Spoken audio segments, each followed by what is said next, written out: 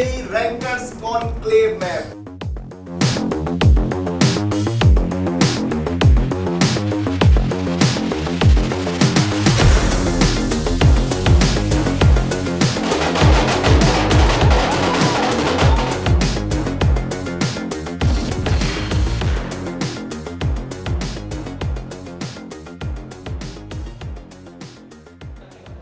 Hello, तो हम आ चुके हैं एसएससी जेई रैंकर्स कॉन्क्लेव में। बहुत कुछ होने वाला है। हमारे पास जो रैंकर्स हैं वो आ चुके हैं हमसे मिलने के लिए, और सवाल जवाब नहीं करेंगे हम करने वाले हमारे रैंकर्स से बातें। उनके अनुभव कैसे रहे, उन्होंने कैसे जो है अपने स्ट्रगल को सक्सेस तक पहुंचाया, बहुत सारी बातें होने वाली। मैं फिर से आपको बता दूं, हम सवाल जवाब नहीं करेंगे, हम बातें करने वाले हैं, क्योंकि ये रैंकर्स कॉन्क्लेव जो है ना, ये जो हमारे फ्यूचर एस्पिरेंट्स हैं उनके लिए एक इंस्पिरेशन भी होने वाला है, क्योंकि इनकी जर्नी से ही जो है हमारे जो फ्यूचर एस्पिरेंट्स हैं, जो तैयारी कर रहे हैं, जिनको सरकारी नौकरी में जाना है, वो इनके अनुभवों से सीखेंगे कि कैसे उन्होंने तमाम बाधाओं को पार करते हुए ये सफलता हासिल करी है।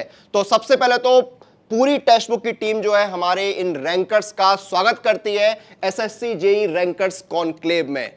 अब मैं आपको मिलवाता हूं उन स्टार फैकल्टीज से जिन्होंने हमारे लिए स्टार सरकारी अफसर तैयार किए हैं, तैयारी करवाकर। तो आइए मिलवाते हैं आपको हमारे स्टार फैकल्टी से। तो जल्द जोरदार तालियों के साथ भाई स्वागत किया जाए हमारे फैकल्टीज का।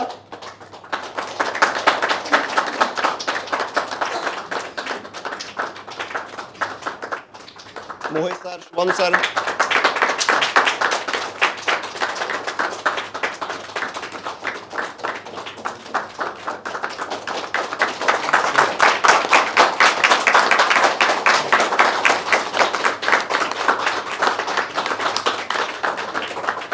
तो हमारे ये जो गवर्नमेंट जॉब अफसर हैं, जो चमकते सितारे हैं, इनको बनाने के पीछे भी हमारे स्टार फैकल्टीज का ही हाथ था।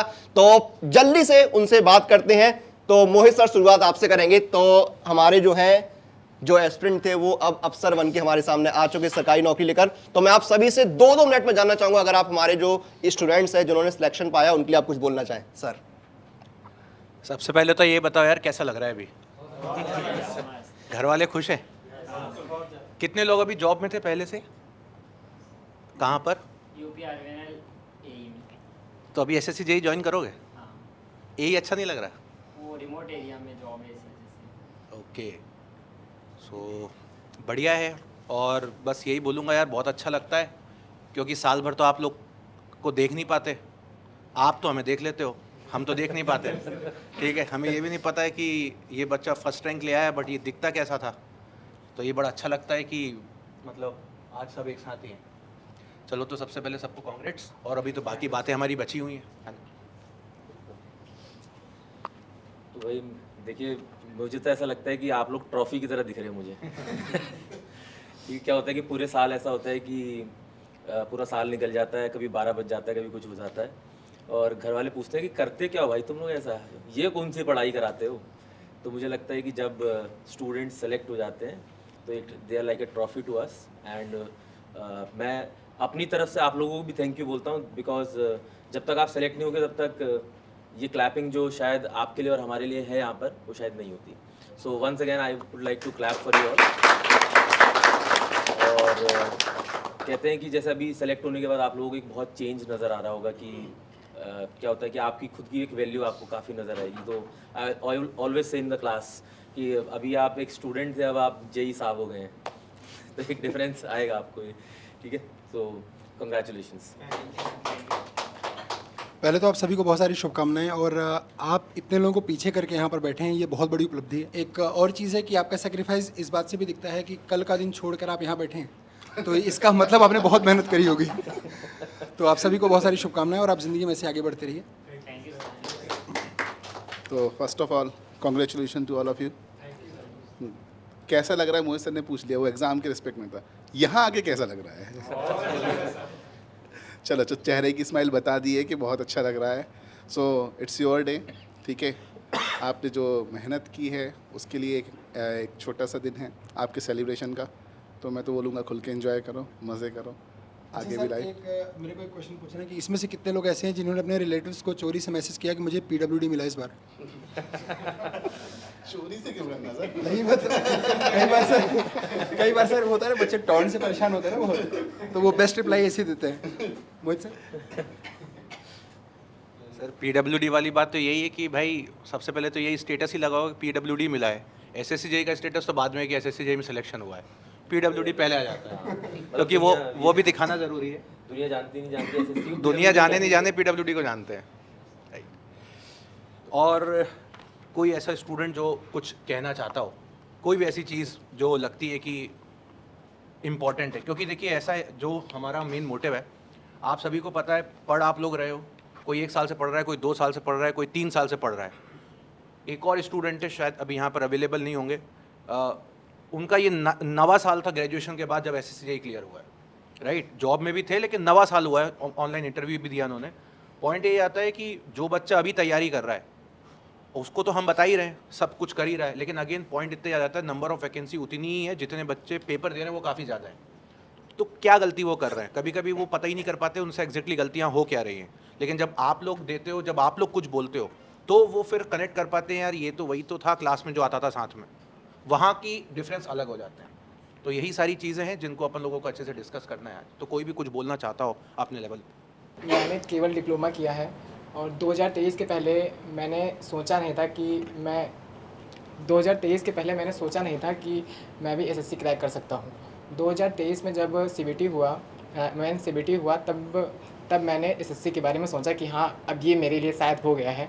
तो मैंने प्रिपरेशन स्टार्ट की एसएससी के लिए, और पहली बार जब मैंने प्रिपरेशन स्टार्ट की तो सीबीटी 1 दिया, तो उसमें मेरे नंबर आए थे सीबीटी 1 में 114 और कट ऑफ इसकी गई थी ओबीसी की 106 गई थी। तो मेरा क्लियर तो हो गया जैसे तैसे, लेकिन मुझे अच्छा नहीं लगा क्योंकि नंबर कम थे मेरे। और फिर तो मैंने सोचा कि शायद अब ये इस बार नहीं होगा मेरा, तो मैंने उसके लिए प्रिपरेशन, फिर मेंस के लिए मैंने प्रिपेयर नहीं किया। और मतलब दूसरा एग्ज़ाम और थे उसके लिए मैंने प्रिपरेशन स्टार्ट की, लेकिन फिर मेंस आया तो मैं कहा चलो दे आते हैं। अच्छा देने गया, फिर जब मेंस का रिजल्ट आया तब उसमें पता चला पीडीएफ में मेरा नाम था और मुझे बीआरओ मिल चुका था। तो मुझे बहुत गिल्टी फील हुआ कि लगा कि शायद अगर मैंने अच्छे से तैयारी की होती तो मेरा हो जाता, शायद 2 क्वेश्चन सही हो जाते तो CWC, या 4 क्वेश्चन सही हो जाते तो मुझे CPWD मिल जाता। फिर मैंने सोचा कि ये मैं बहुत बड़ी गलती कर दी, तो मैंने सोचा इस बार करते हैं कुछ नया। फिर मैंने सोचा, टारगेट तो बहुत बड़ा रखा था लेकिन नहीं पहुंच पाया। मैंने सोचा था इस बार AIR ऑल इंडिया रैंक 1 लेके आऊँगा चाहे जो हो जाए। फिर मैंने ये सोच के इस तरह की स्ट्रेटजी बना के कि हाँ अब इस बार करना है, ऑल इंडिया रैंक 1 लेके आना चाहे जो हो जाए। फिर मैंने स्टार्ट किया। फिर मैंने जो गलतियां मैंने पीछे की थी कि मैंने रिवीजन नहीं किया था, मेरे प्री में रीजनिंग में नंबर कम थे, जीएस में कम थे, मैंने कहा ये सब गलतियां अब दोबारा नहीं होनी चाहिए। मैंने प्री स्टार्ट किया मेहनत करना, तो जीएस में रीजनिंग को भी मैंने सॉर्ट आउट कर दिया कि हाँ अब ये पहले मेरा था कि रीजनिंग आती तो थी लेकिन कम टाइम में नहीं हो पाता था। तो फिर मैंने ऐसा किया कि अब इस बार नहीं होना चाहिए, तो मैंने फिर प्री में अच्छी से मेहनत की और फिर प्री में 151 नंबर मेरे इसमें इस बार आ गए। और मेरा कट ऑफ तो जानते हैं सब लोग 116 हमको लगता था, 116 कट ऑफ गई थी। तो इस बार मेरे नंबर बहुत अच्छे थे। अब मेरे पास कॉन्फिडेंस भी था कि शायद लगता है कि हाँ हो सकता है ऑल इंडिया रैंक भी बना सकती है। तो मैंने सोचा, फिर मैंने अब मेरा फिर इसके बाद फिर रिजल्ट भी आया एक बीच में, और रिजल्ट आ गया था कि LRC का बिहार LRC का रिजल्ट आया था। तो उस टाइम में मेरी फाइनेंशियल कंडीशन भी घर की नहीं अच्छी थी। सब लोगों ने कहा कि घर से तो प्रेशर था कि ज्वाइन कर लो, फिर मैंने ज्वाइन नहीं किया उसको। और फिर फ्रेंड से बात की, प्रेशर तो मेरे पे बहुत था कि फिर मैंने इसको ज्वाइन नहीं किया। फिर उसके बाद में फिर दोस्तों से बात की तो सबने कहा कि तुमने इस बार अच्छा किया है और मुझे विश्वास है। सब फ्रेंडों ने कहा कि इस बार विश्वास है तुम निकाल दोगे और पोस्ट तुमको मिल ही जाएगी भले ही कुछ ना मिले, ये उनका कहना था। तो मुझे भी यहाँ ये था कि हाँ निकाल तो देंगे ही, जॉब इस बार मेरी लग ही जाएगी चाहे जो हो जाए। फिर मैंने प्रिपेयर स्टार्ट किया, मैंने उसको ड्रॉप किया, छोड़ दिया। फिर मैंने प्रिपेयर स्टार्ट किया, फिर मेंस भी देके आया। तो फिर बाद में फ्रेंड्स ने फ़ोन किया, पूछा कैसा पेपर हुआ। मैंने कहा जॉब तो मिल जाएगी इस बार, बाकी देखते हैं क्या होता है। तो फिर लेकिन जब रिजल्ट आया फाइनल तो मुझे CPWD मिल चुका था। रैंक भी देखा तो रैंक सिविल रैंक 15 थी, बहुत खुश हुआ। नहीं बहुत बढ़िया, बहुत बढ़िया। अरे थैंक यू सो मच। अब एक बार उन दोस्तों से पूछना वो खुश हैं? ठीक है। और कोई है? और किसी को लगता हो कोई पॉइंट है? मेरा नाम अर्षित खर है, मैं यूपी की महोबा ज़िले से हूँ और मेरा ये 3rd अटैम्प्ट था। मैंने मास्टर्स भी किया है, उसके बाद मैंने प्रिपरेशन शुरू की एसएससी की और ये मेरा थर्ड अटैम्प्ट था। फर्स्ट टाइम तो मेरा फॉर्म ही रिजेक्ट हो गया था सर 2022 में, बट मैंने 23 में दोबारा ट्राई किया और मुझे बीआरओ मिला। बट जब उसका ज्वाइनिंग का आया तो बहुत लोगों ने कहा कि गवर्नमेंट जॉब है तो छोड़ रहे हो। मैं बीआरओ स्किप कर रहा था क्योंकि मुझे था कि मैं सीपीडब्ल्यूडी ले लूँगा। बट बहुत सारे लोग बहुत सालों तक लगे रहते, बट वो ये सोचते कि जल्दी सक्सेस मिल जाए। जैसे मैंने 4 साल तक प्रिपरेशन की तो मैंने बहुत चीज़ें सीखी अपनी प्रिपरेशन में कि कई बार लोग सोचते हैं कि जल्दी सक्सेस मिल जाए, बट वो जो प्रोसेस है उसको फॉलो नहीं करते। तो मैं बस यही कहना चाहूँगा कि आप प्रोसेस फॉलो कीजिए, रिजल्ट्स आपको मिलेंगे, एक नहीं आपके 3-4 एग्ज़ाम निकलेंगे, बस आप मेहनत करते रहिए। तो 2 लाइन कहना चाहूँगा सर कि हाथ ऊपर ही सही लेकिन उठाए तो रखिए, हाथ ऊपर ही सही लेकिन उठाए तो रखिए, और लाख दलदल ही सही, हाँ लाख दलदल ही सही पैर जमाए तो रखिए, वो हाथ ऊपर ही सही लेकिन उठाए तो रखिए। और कौन कहता है कि चलनी में पानी नहीं रुकता, कौन कहता है चलनी में पानी नहीं रुकता, बर्फ़ बनने तक हौसला बनाए तो रखिए।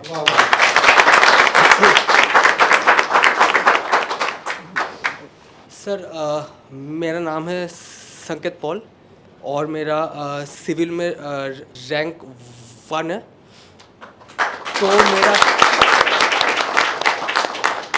तो मेरा जो है कि मैंने मतलब लाइफ में इतना फेलियर्स मतलब देखे हैं कि मेरा जर्नी स्टार्ट हुआ है 2019 से। तो 2019 से 2025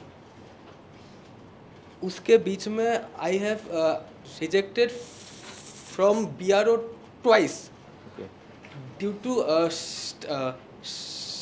stammering, but the only reason I could have survived such a long journey because of the fact कि आप लोग के जैसे ऐसे प्लेटफॉर्म है जहाँ पे इतने सारे और इतने सब एग्ज़ाम के सवाल अवेलेबल रहते हैं और वो हम लोग अपने फिंगर टिप्स पे हम लोग उसको अटेम्प्ट कर सकते हैं। यही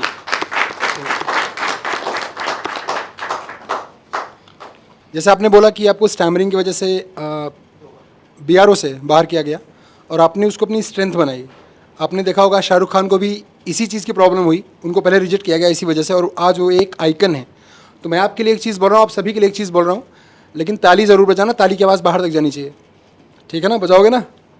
मैं आप सभी के लिए कह रहा हूँ कि तुम्हारी शख्सियत से ये सबक लेंगी नई नस्लें कि वही मंजिल पर पहुँचा है जो अपने पाँव चलता है और मिटा देता है कोई नाम तक भी ख़ानदानों के, किसी के नाम से मशहूर होकर गाँव चलता है।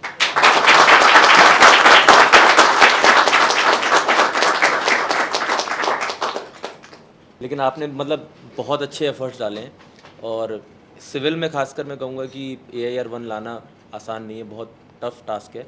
और उसके बाद आपके पास जब चैलेंजेस हो, अपने पर्सनल चैलेंजेस हो, तो उसके बाद तो ये और ज़्यादा मुश्किल हो जाता है। But you have done a great job. और क्या होता है जब आप सक्सेसफुल होते हैं ना, तो सक्सेसफुल आप नहीं होते हैं, आपका पूरा परिवार होता है, आपका शायद पूरा मोहल्ला होता है और शायद आपका पूरा एरिया सक्सेसफुल होता है। मेरा नाम आकाश सचदेव है और मैं MP के बालाघाट ज़िले से बिलोंग करता हूँ। मुझे जैसा कि भाई ने बताया अभी कि उन्हें बहुत टाइम लगा, तो मुझे शायद उनसे भी ज़्यादा जर्नी में स्ट्रगल करना पड़ा। मेरा 2016 में ही बीटेक हो चुका था, लेकिन उसके बाद स्टार्टिंग में मेरा ये था कि इंजीनियरिंग सर्विसेज ही क्लियर करना है। फिर इंजीनियरिंग सर्विसेज 2019 तक तो मैंने अच्छे से प्रिपेयर किया, लेकिन 2020 में ही रेलवे ने अपनी सीट जैसे बैकआउट कर दी, तो उसके बाद मुझे अपना फील्ड चेंज करना पड़ा। उसके बाद ऑलमोस्ट मैंने 10 to 11 इंटरव्यूज़ दिए, लेकिन उसके बावजूद मेरा कहीं 0.1 से रुका, कहीं 1 मार्क से रुका। तो उसके बाद ऐसा लगने लगा कि जैसे पॉसिबल ही नहीं है कि मतलब मेरा फाइनल सिलेक्शन हो पाएगा। तो क्योंकि कई बार ऐसा रहता है कि लोग सोचते हैं कि हार्डवर्क से सब कुछ हो जाता है, पर कई बार क्या होता है कि लक जो रहता है वो बहुत मैटर करता है आपकी जर्नी में। कुछ लोगों का वो लक रहता है कि 1-2 साल में ही आ जाता है, कुछ लोगों का वो लक हो सकता है 5 साल बाद आए। तो मुझे भी मतलब 5 से 6 साल लग गए, लेकिन जैसे ही मेरा लक आया तो उसके बाद एक के बाद एक मेरे 5 से 6 एग्ज़ाम्स फाइनल सिलेक्शन हो गया। इसके लिए मतलब मेरे लिए सबसे ज़्यादा मेरे मतलब पापा और मम्मी ने बहुत ज़्यादा हेल्प की, क्योंकि उस समय जब पूरी सोसाइटी ये कह रही थी कि आपका होगा नहीं, क्योंकि जैसे किसी को पता तो रहता नहीं कि आपने 1 इंटरव्यू दिया है या 2 दिए हैं या 5 दिए हैं, जब तक आपका फाइनल सिलेक्शन नहीं हो पाएगा आपको किसी को भी पता नहीं चल पाता, क्योंकि पूरी जो सोसाइटी है हमारी वो एक बहुत बेकार चीज़ ये रहती है कि सब सिर्फ रिजल्ट्स देखते हैं, कोई प्रोसेस पे ध्यान नहीं देता। तो मैं बस इतना कहना चाहूँगा कि आपको अपने अंदर एक ट्रस्ट, सेल्फ बिलीफ और डिटर्मिनेशन हमेशा रखना चाहिए कि अगर मैं अपना हार्डवर्क कर रहा हूँ तो भले मतलब लक आज नहीं आएगा मेरे लिए, लेकिन luck will always favour the brave one day. Thank you. दोस्त फेलियर बार बार आता है लेकिन सक्सेस एक बार आती है, वो सारे फेलियर को मिटा देती है। Yes sir. और कोई है जो अपनी बातों को शेयर करेगा? आप लोग बोलो यार, कम से कम इतने बड़े दिन को आप क्लियर करके आए हो। मेरा नाम अमित मिश्रा है और मैं गाज़ियाबाद से बिलोंग करता हूँ। मेरी सिविल ब्रांच में ऑल इंडिया रैंक 2 आई है और मैंने अपनी प्रिपरेशन को एमटेक के साथ ही कंटिन्यू किया था। वो थोड़ा मुश्किल था क्योंकि मैं थीसिस के साथ साथ अपने काम को कर रहा था। और एक बस डिफरेंट बात ये कहना चाहता हूँ कि मैं और संकेत भाई पिछले बहुत लंबे समय से ऑनलाइन प्लेटफॉर्म पे दोस्त थे और रिजल्ट की रात को हम दोनों पता चला कि उस इनकी रैंक 1 और मेरी रैंक 2 आई, तो हम लोग के लिए टिल आज की डेट तक ही मैजिकल है, बहुत चीज़ है। तो कुछ क्वेश्चंस, कॉमन क्वेश्चंस बहुत आए थे, वो मैं पूछना चाहता हूँ। तो पहले तो देखिए, हम बहुत सारी चीज़ें सुनते रहते हैं, यूट्यूब पे मिल जाता है कभी मोटिवेशन, बट बच्चों जब आप खुद एस्पिरेंट थे और अब आप यहाँ तक पहुँच चुके हैं, मैं किसी के पास भी आ सकता हूँ, 2-3 क्वेश्चंस हैं मेरे पास। तो ये बताइए कि प्रेशर जो होता है ना, उसको हैंडल करने के लिए क्या करते हैं? बहुत से लोग, आपको बहुत सारे मोटिवेशनल रील्स मिल जाएंगे, शॉर्ट्स दिख जाएंगे, बट आप खुद बताइए एक्सपीरियंस से प्रेशर कैसे हैंडल होता है, एग्जैक्टली कैसे हैंडल किया जाता है प्रेशर को? सर ये रील्स वगैरह ये सब देखने से कुछ नहीं होता है। आपको हिम्मत बना के रख, जब आपका सिलेक्शन नहीं हो रहा तो भी आपको हिम्मत बना के रखना है, अपनी मेहनत पे भरोसा करना होगा। सर मेरे भी गांव में सब लोग बोलते थे कि तेरा होगा नहीं, अब नहीं होगा। मेरे भी 3-4 साल हो गए तो लेकिन मुझे सर, मैं अपनी मेहनत कर रहा था। मैं हर रात मतलब सर, मेरे घर वाले जब सुबह मतलब जगते थे तो मैं मतलब दिन में रात भर पढ़ के दिन में सोने जाता था, लेकिन मेरे को अंदर से फील आ रहा था कि मेरा हो जाएगा, आज नहीं कल हो जाएगा। बस वही मेरे लिए मोटिवेशन था सर। अब मैं उसी तरह उसको अपना हिम्मत बनाए रखा और अपनी मेहनत पे मतलब कंटिन्यू लगातार पढ़ते रहा। मुझे सर, मेरे को मेहनत कर रहा था। एक दो एग्जाम और थे जिसमें से मेरा सिलेक्शन थोड़ा से क्लियर आ गया, तो मुझे लग रहा था कि इसमें मतलब एक एग्जाम में मेरा हो जाएगा। और फाइनली सर इस बार मेरा ऑल इंडिया रैंक 1 आई है पूरा मैकेनिकल। एक क्वेश्चन मेरा है, जैसे मैंने नोटिस किया कि काफ़ी लोगों ने यहाँ पे बोला कि मैं 3 साल से प्रिपेयर कर रहा था, मैं 4 साल से, मैं 6 साल से। सो इज़ इट नेसेसरी कि 3 से 4 साल लगी जाएंगे? इससे कम समय में नहीं हो सकता? ठीक है ना। तो मतलब जिसका अभी 3-4 अटेम्प्ट में हुआ है, जिसका 3-4 अटेम्प्ट में हुआ है, 3-4 साल लग गए, उसको क्या लगता है कि किस रीज़न की वजह से उनको थोड़ा ज़्यादा समय लगा? Sir my name is Rameshwar Singh, I am from Gorakhpur. ये मेरा जो है 5th अटेम्प्ट है और 4th मैंने मेंस अटेम्प्ट किया है। और एक बार मैंने मेंस से मैं 2 नंबर से चूक कर गया था, उस समय 149 कट ऑफ गया था। और मेरा सबसे बड़ा जो कमज़ोरी था वो था जीके जीएस पोर्शन। मैंने जितनी बार भी एसएससी जेईई एग्ज़ाम अटेम्प्ट किया है, हर बार 79, 80, 81 टेक्निकल में आते ही थे और 40, 41 के आसपास रीजनिंग में। लेकिन जीके जीएस में मेरा 10, 15 इसी के आसपास मार्क्स आते थे, जिस वजह से मैं चूक जाता था। तो मैंने जीके जीएस पे बहुत ज़्यादा फोकस किया। और सर सबसे ज़्यादा मोटिवेशन जो है आपका सेल्फ मोटिवेशन है। आप बाहरी मोटिवेशन को 1-2 दिन उस मोटिवेशन से मोटिवेट रह के पढ़ाई कर सकते हैं, लेकिन जो सेल्फ मोटिवेशन है ये बेस्ट मोटिवेशन है। यही आप लोगों के लिए सबसे बेस्ट होगा। और तो जैसे 2-3-4 बार अटेम्प्ट दिए तो ऐसा नहीं लगा कि यार ये फेलियर बार बार आ रहा है, अभी इसके लिए दोबारा कैसे मैं प्रिपेयर करूं और फिर से कैसे पुश बैक करूं अपने आप? सर सबसे ज़्यादा मैं फोकस करता था कि जो हमारे पेरेंट्स के स्ट्रगल थे उनको मैं अपने दिमाग में रखता था कि मुझे इन सब से बाहर निकलना था और अपनी पढ़ाई को जो बेस्ट तरीके से करना था। और टेक्स्ट बुक जो है ये मेरे लिए सबसे ज़्यादा हेल्पफुल था। मैं लगभग 2019 से इससे जुड़ा हुआ हूँ और एक बार मैंने एएलपी का एग्ज़ाम जो था उसमें मैं मेडिकल स्टेज तक जाके उसमें रिजेक्ट हुआ था ग्लासेस की वजह से। उसके बाद मैंने ठान लिया कि मुझे एसएससी जेईई ही क्रैक करना है और इस बार मेरा जो है AIR 03 है। तो मैं आने वाले स्टूडेंट से यही कहना चाहूँगा कि आप अपने गोल को डिसाइड कर लीजिए और उस पर जो है फोकस्ड रहिए। Thank you. एक क्वेश्चन है ऐड यार, करना आप दोनों से पूछना चाहूँगा। आप AIR 1 है मैकेनिकल में, राइट? आप AIR 3 है मैकेनिकल में। AIR 1, 3 और दोनों के दोनों जो हैं वो मैकेनिकल्स हैं। मतलब आपके जितने मार्क्स हैं पूरे SSC में, सिविल, मैकेनिकल, इलेक्ट्रिकल में, वो सबसे ज़्यादा आपके हैं, राइट? तो बहुत सारे स्टूडेंट्स का ये डाउट रहता है सर इस बार इतना ज़्यादा कट ऑफ चला गया है, कितने नंबर ला दें? ऐसा 200 में से 150 नंबर लाने पड़ रहे हैं। मेंस का पेपर तो जैसे हम लोग बोलते भी रहते हैं कि सिंपल ही आएगा, मत इतना लोड लो, जो CBT 1 आ रहा है वैसे ही CBT 2 है, ठीक है? पॉइंट ये है कि रॉ मार्क्स कितने थे? अभी सबको जानना है आपके मार्क्स रॉ कितने थे? था 437। 437 आपके रॉ मार्क्स थे। तो गाइज आप देख सकते हो 500 में से 437 रॉ मार्क्स थे, इनका 441 था और इनका 441 था, और इनका 437 था। 441 पे आपकी 3rd रैंक है, राइट? और आप और ऑब्जेक्शन का ये डिफरेंसेस है, ऑब्जेक्शन के कारण मेरी रैंक कम। राइट? तो यहाँ पे देख ही सकते हैं इलेक्ट्रिकल वाले जो स्टूडेंट्स थे वो बहुत ही ज़्यादा खफा थे रिजल्ट आने के पहले, और मैकेनिकल वाले बच्चे सोच रहे थे कहीं ट्रेजेडी ना हो जाए। तो बाकी ठीक है, बैलेंस ही हुआ है जो भी चीज़ें हुई है।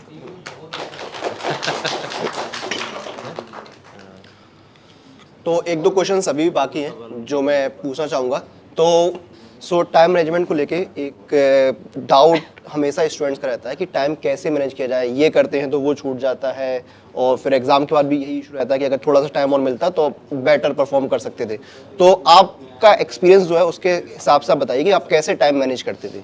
जैसे टाइम मैनेजमेंट के लिए क्या है कि जैसे भी जब भी आप एक दिन, जब आपको नेक्स्ट डे जो पढ़ना है वो आप पहले से एक दिन नोट कर लो एक पेज पे, A4 साइज पे, कि मुझे कल सॉइल के क्वेश्चन लगाने, मुझे BMC की थ्योरी पढ़नी और मुझे इसका टेस्ट देना। जब आप इस तरह से एक दिन पहले अपना लिख लोगे एक कॉपी पे, एक A4 साइज पे, तो आपको अगले दिन प्रॉब्लम नहीं होगी। बच्चों को क्या प्रॉब्लम आती, कोई सब्जेक्ट के नोट्स लेके बैठ गए, अब वो नोट्स ही पढ़े जा रहे दिन भर पढ़े जा रहे, क्वेश्चन नहीं लगा रहे या टेस्ट नहीं दे रहे। एक चीज़ डिसाइड कर ली, एक सब्जेक्ट उठाया तो सोच रहे सॉइल ही पूरा पढ़ूंगा, 2 दिन 3 दिन 4 दिन चले जा रहे। तो वो अप्रोच मुझे लगता है सही नहीं है। आप तीनों का कॉम्बिनेशन रखिए, थोड़ा थ्योरी पढ़ लीजिए, थोड़े क्वेश्चन लगा लीजिए प्रीवियस ईयर, 1-2 टेस्ट दे लीजिए, तो आपका टाइम भी मैनेजमेंट होने लगेगा और आपकी ओवरऑल कम्प्रहेंसिव मतलब प्रिपरेशन हो जाएगी कि आप टेस्ट भी दे रहे, क्वेश्चन भी लगा रहे और जो गलतियाँ हो रही हैं उसको भी नोट डाउन कर रहे हैं। सिर्फ नोट्स पढ़ते रहते तो उसमें बोर भी हो जाते और फिर चीज़ें दिमाग में नहीं सेट हो पाती। तो मेरा ये है कि तीनों को आप साथ में लेकर चलिए। तो शॉर्ट में ये है कि हमें अपने टाइम को डिवाइड करना है, रिवीजन के लिए, प्रैक्टिस के लिए, और फिर उसको रेगुलर बेसिस पे हमें मल्टीपल सब्जेक्ट्स में चलाना है। ऐसा नहीं करना है सिंगल सब्जेक्ट में और फुल नोट्स की जगह आप शॉर्ट नोट्स प्रिपेयर कर लीजिए अपने नोट्स से, टेस्ट सीरीज और प्रीवियस ईयर, इन तीनों के क्वेश्चन से। उन शॉर्ट नोट्स को आप मल्टीपल टाइम रिवाइज कीजिए। आप एक 200-300 पेज के सब्जेक्ट की कॉपी 2 बार पढ़ पाते हार्डली, लेकिन आप वो 30-35-40 पेज के शॉर्ट नोट्स है उसको आप 10 बार पढ़ पाएंगे, ज़्यादा गेन होगा, ज़्यादा जल्दी सब्जेक्ट रिवाइज होगा, कॉन्फिडेंस भी बढ़ता है उससे। Thank you. टाइम मैनेजमेंट का एक रूल है, मतलब एक और आखिरी सवाल है। अभी बहुत सारे स्टूडेंट्स ने, एस्पिरेंट्स ने अपने जो स्कोर्स हैं वो यहाँ पर बताई। स्पीड वर्सेस एक्यूरेसी, ये बहुत चीज़ चलती है कि कैसे स्पीड और एक्यूरेसी दोनों को मेंटेन किया जाए। तो आपका क्या एक्सपीरियंस था, आपने कैसे मेंटेन किया स्पीड और एक्यूरेसी को? मेरा नाम सत्यम श्रीवास्तव है, मेरी ऑल इंडिया रैंक 444 आई है जी। मैं गोरखपुर से बिलोंग करता हूँ। सर स्पीड और एक्यूरेसी के बारे में मैं एक कहना चाहूँ, सबसे पहले तो आपको अपना सिलेबस सही से कंप्लीट होना चाहिए। देन आपने डिपेंड करेगा आप कितने मल्टीपल टाइम उसको रिवीजन किया है नहीं किया है। और रिवीजन का सर ये है कि अब सिलेबस से सिविल का सिलेबस काफ़ी लंबा चौड़ा है, तो बच्चों को उसमें प्रॉब्लम आती है। सिलेबस करे कैसे, एक करते हैं तो दूसरा छूट जाता है, इन्वायरमेंट करते हैं तो सॉइल छूट जाता है, सॉइल करेंगे तो BMC छूट जाती है। तो इसके लिए सर सबसे बड़ी बात है कि आप खुद का हैंड रिटन नोट्स बनाएं, शॉर्ट नोट्स बनाएं, वही आपके काम आएगी। कुछ बच्चे होते हैं ग्रुप पे मांगते रहते हैं कि भाई कोई टॉपर्स हो उसका हैंड रिटन नोट मिल जाए, शॉर्ट नोट मिल जाए, तो ये सब चीज़ें आपके काम नहीं आएंगी। आप खुद के शॉर्ट नोट बनाइए, खुद के टेस्ट दीजिए, उसके पॉइंट नोट कीजिए जो आपको गलती हुई है, उसको मल्टीपल रिवीजन। स्पीड के लिए सर एक कीजिए कि मल्टीपल रिवीजन, और जितने नंबर ऑफ टेस्ट आप देते जाएंगे आपकी, क्योंकि उसके बाद सर रिपीटेशन, एक टाइम के बाद रिपीटेशन आने लगती है क्वेश्चन में, तो आपका स्पीड ऑटोमेटिक बढ़ने लगेगा सर। Thank you sir. तो अब वक्त आ गया है हमारे रैंकर्स को, हमारे टॉपर्स को सम्मानित करने का। तो हम जितने भी हमारे साथ रैंकर्स जुड़े हैं एक एक करके उनका सम्मान करेंगे। तो आइए बिना किसी देरी के इस अवार्ड सेरेमनी को स्टार्ट करते हैं। तो मैं सबसे पहले स्टेज पर बुलाना चाहूंगा राहुल सर को। सर प्लीज आप आइए। और अब मैं बुलाना चाहूंगा all India rank 1 mechanical Mohan Kumar ji को। मोहन जी प्लीज स्टेज पर आ जाइए।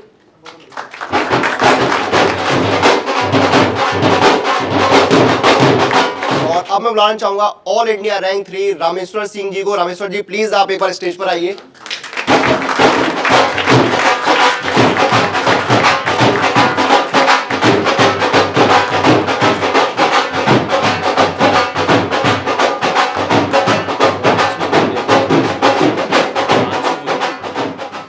अब मैं सबसे पहले स्टेज पर बुलाना चाहूंगा शुभम सर को। सर प्लीज एक बार आप स्टेज पर आ जाइए।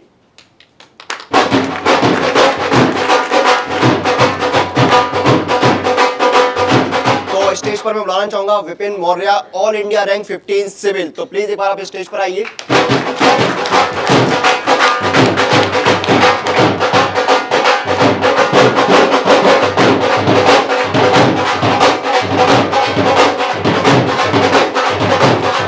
स्टेज पर बुलाना चाहूंगा संकेत पॉल जी को, ऑल इंडिया रैंक 1 सिविल। जोरदार तालियां।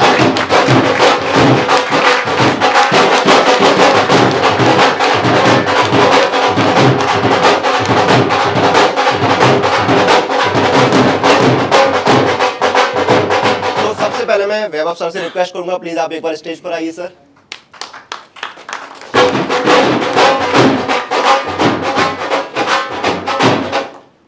और अब मैं बुलाना चाहूंगा Amit Kumar Mishra, all India rank 2 civil.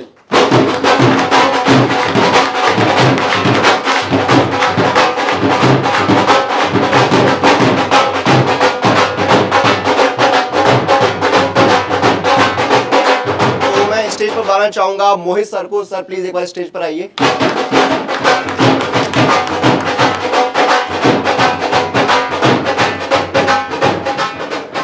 और अब मैं बुलाना चाहूंगा इलेक्ट्रिकल में ऑल इंडिया रैंक 4 लाने वाले गली विनायक जी को। जोरदार तालियों से स्वागत किया जाए।